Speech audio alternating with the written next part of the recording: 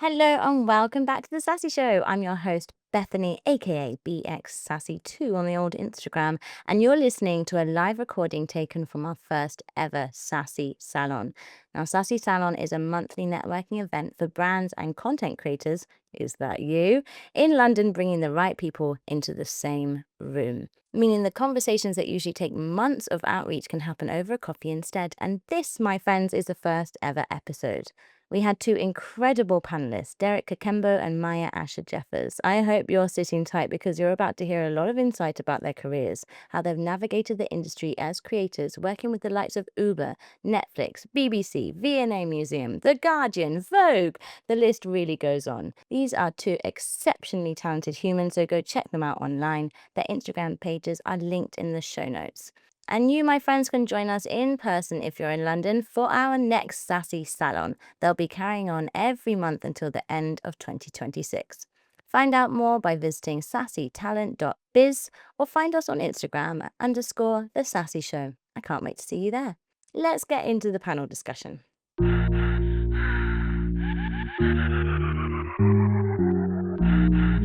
So, like all good podcast conversations, we love a theme. I've decided the theme would be how to stay authentically creative and thrive when working with brands.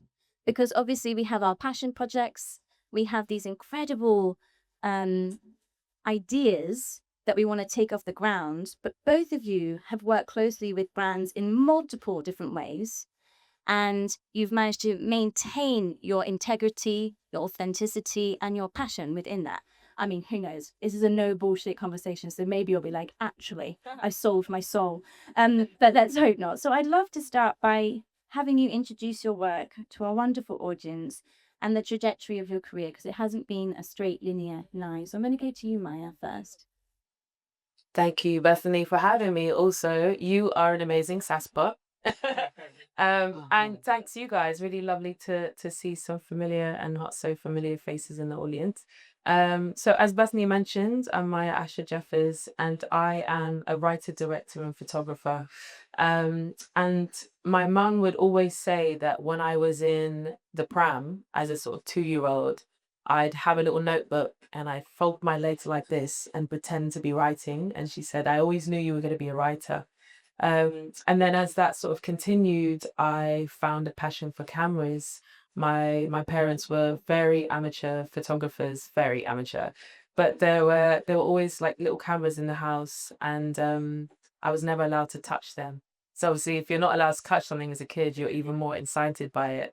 So I'd sort of sneak off and sort of take photographs. And on my 10th birthday, I received my first camera, which changed my life. You know, all the girls were dancing choreo in the living room at my birthday party, and I was sort of in the corner snapping photos of them.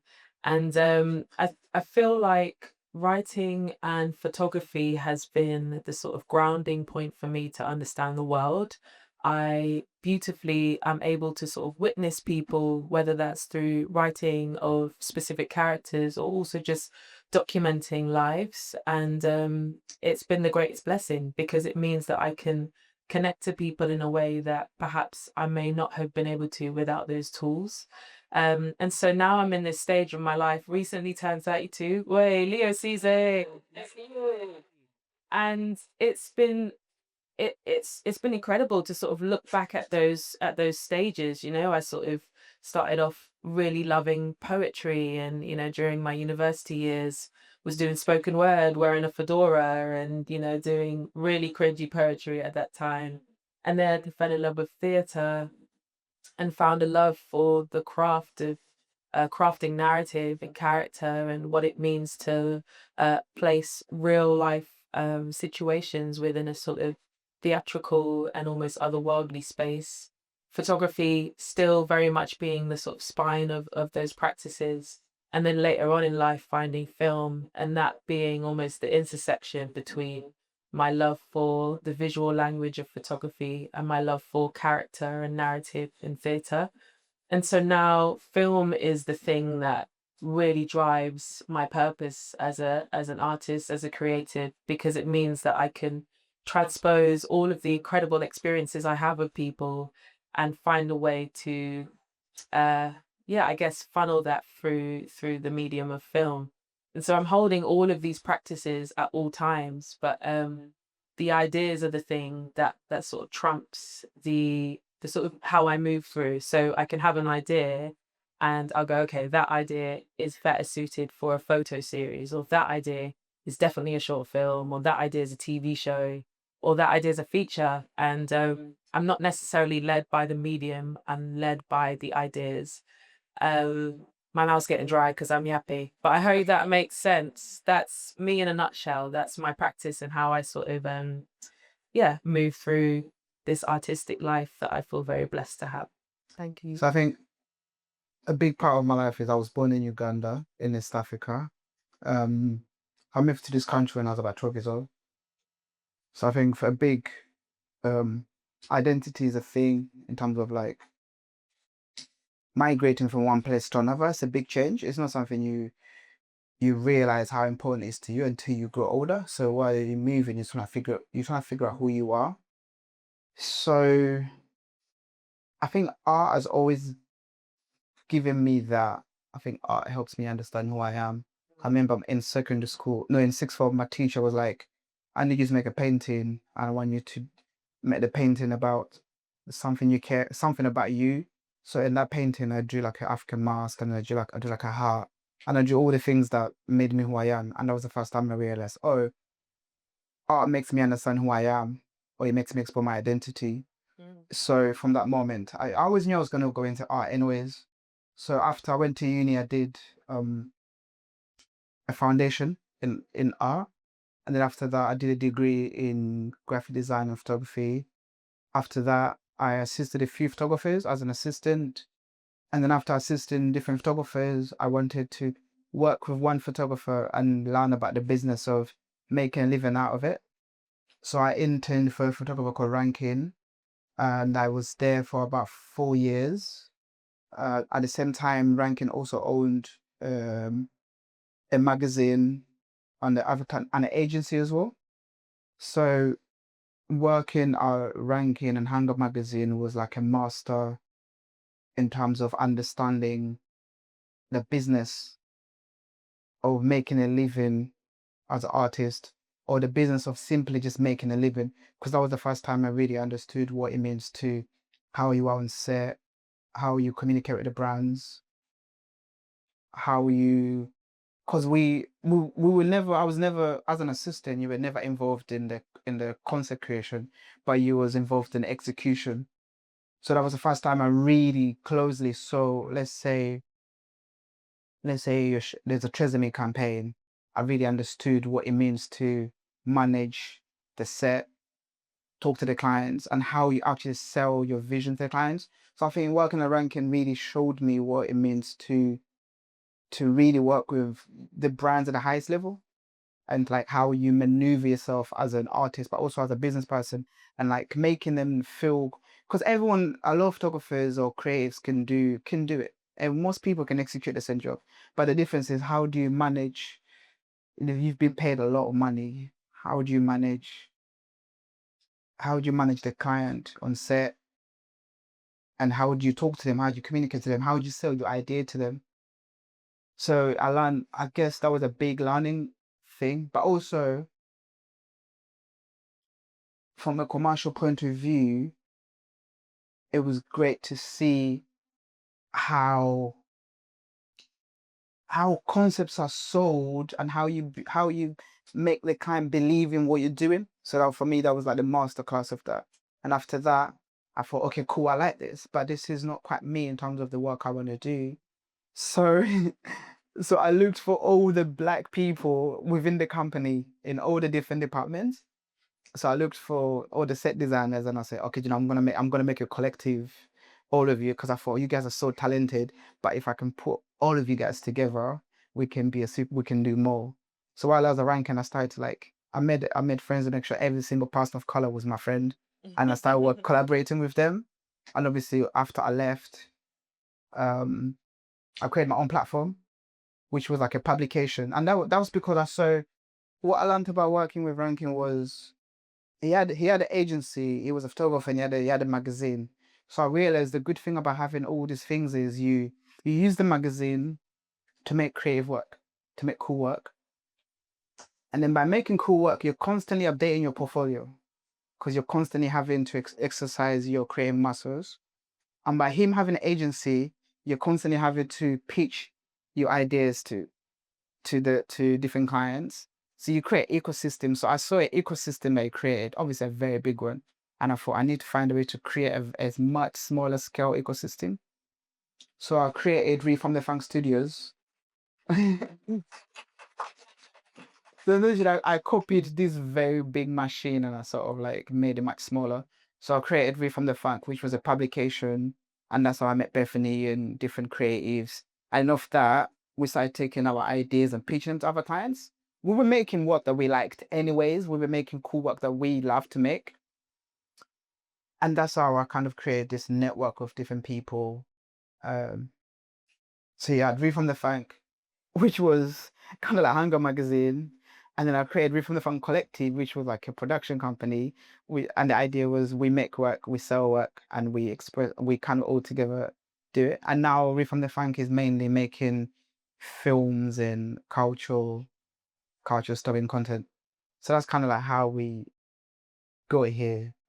And so I'm wondering, on the back of that conversation, when have you both noticed, if you have noticed, when a client is potentially using your identity and your narrative and your community in a tokenistic way versus it feeling authentic and real and caring and respectful to you? It's a really amazing question. I feel like 6 years ago, Black Lives Matter, George Floyd, there was this huge influx of brands, organizations, institutions wanting to work with Black folk. And it was interesting. That was the time that I quit my job because all this work was coming in and it felt like it was going to just continue. And during that time, it was abundantly clear that even though I felt like it was going to continue, it didn't necessarily feel honest or truthful to the sort of care of my communities. But the way that I've consistently approached it is I'll take the job and I'll use that job as a way to shift the narrative in some way, whether that's me being as brutally honest about what it is that you need to do as an organization or a brand to not just be tokenistic or representational, but actually have some depth to it. And I'll use that because I feel like it's important. I'm not necessarily one of those people that feels like we necessarily need a seat at a specific table. I think we need to build our own tables. And whilst we're building our own tables, we can utilize the doors that are open to gain as much knowledge, as much information as possible to transpose that into making your own thing. And so I will always step through a door. Well, actually, I always step through a door that feels safe.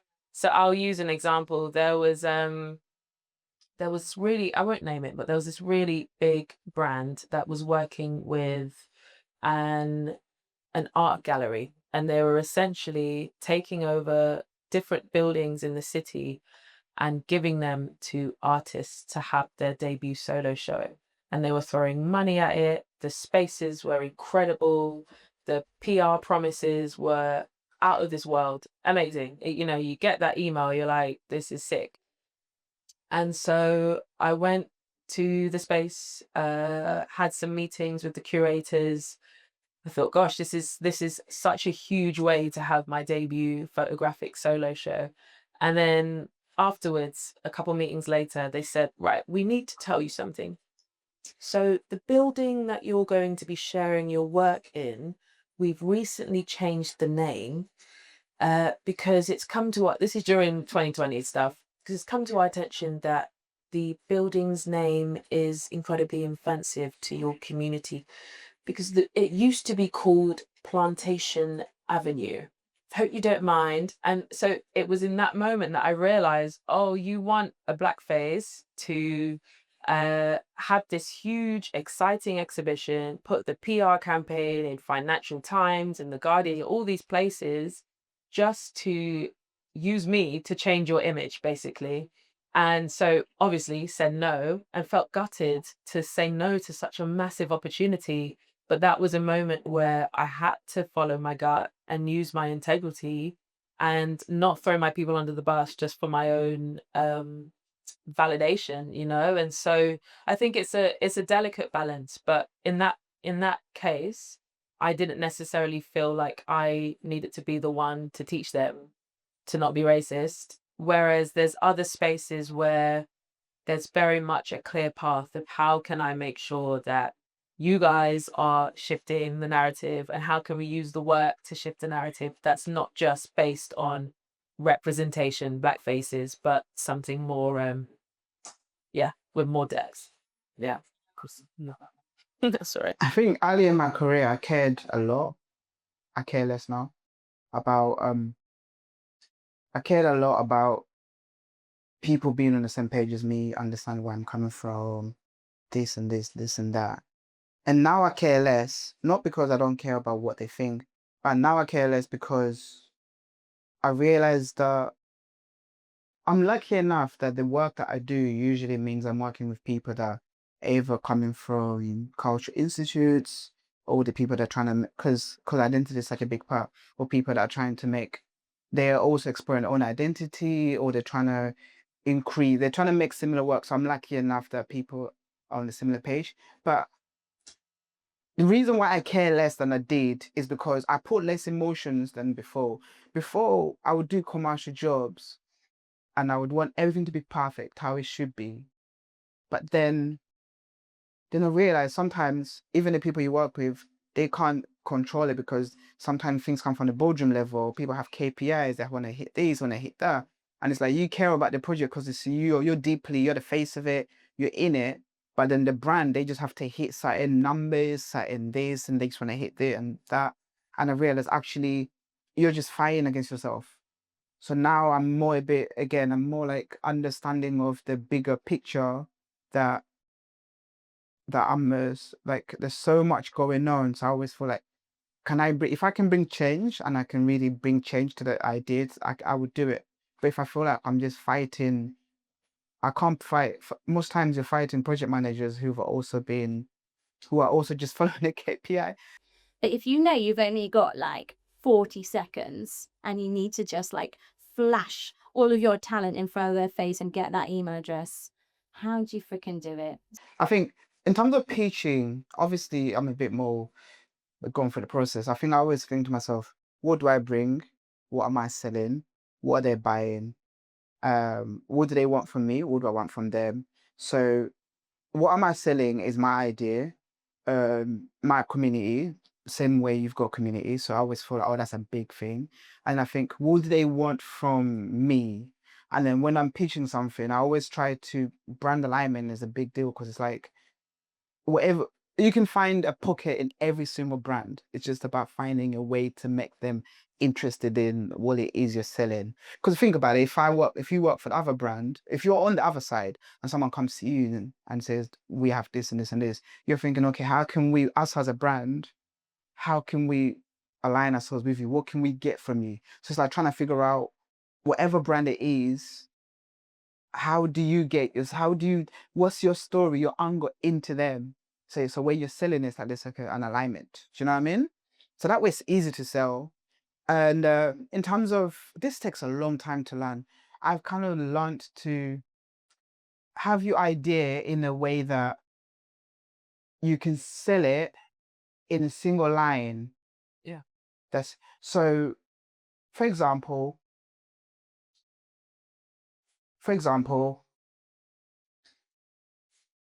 well, let's say Sassy. Someone asks you what is Sassy, you're gonna be able to say it's like this, but this. Do you know what I mean? Yeah, don't make me do it. No, I'm not gonna make you do it. But I have to work out. no, but like, so like, let's say you're making a TV show in South Africa. Someone said, "What's your idea?" It's a Peppa Pig, but for South Africans. Like straight away, you're like, "Okay, cool, I get it." Or it's like, it's like football boots. It's like football boots for, it's like, let's say,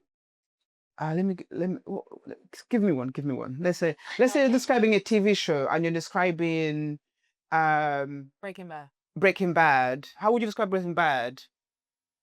I haven't watched it. No, but- Is it a science teacher? Science teacher. Science teacher basically solves meth, and it Yeah. gets them like, so that the quickness of it really, really helps. So if you're me, so right now, and finding that thing, sometimes like you're having to compare yourself to another person. You might say Molly Moore, right? Molly Moore, the influencer. You might say Molly Moore, but for charity, or Molly Moore for like. So sometimes you can use another person's name to give it to give the person an idea of kind of what it is that you do. So if I see someone and I want them to buy into my idea, I would say it's like Top Boy, but for push people, and that's basically Gangland, the show with what's his name, the show. So like having like really quick way of describing things really helps when you meet someone. It's like, hey, this is my idea. It's like this and that. This, like, oh, I get it, cool.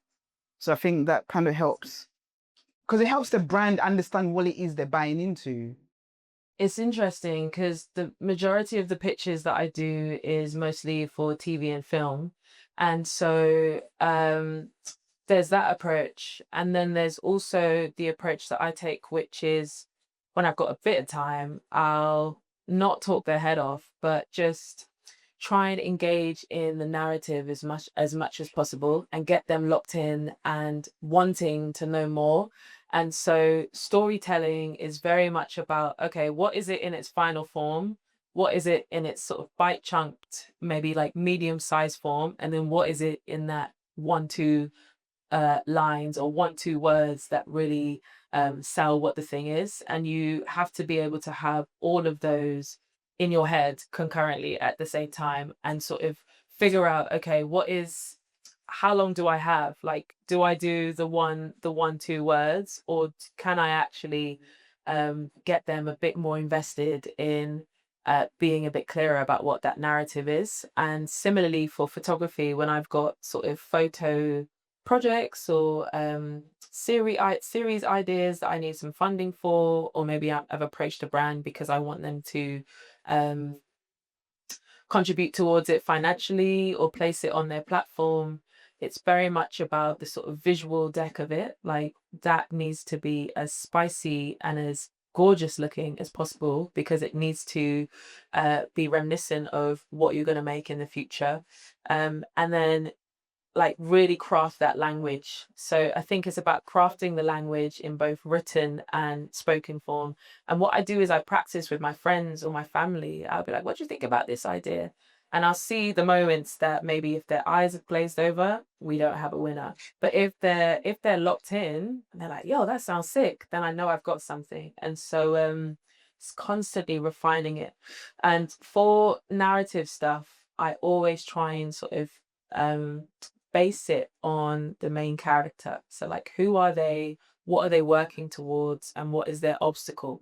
Like, I think we have to be honest about the realities, and all of that is just as important. And you were speaking earlier, Derrick, about legacy. Like, what does the work look like when you're 80? And I feel like I have a duty to make work based on who Black people are and the sort of variety that we exist in, so that in however many years' time, it's an honest depiction of that.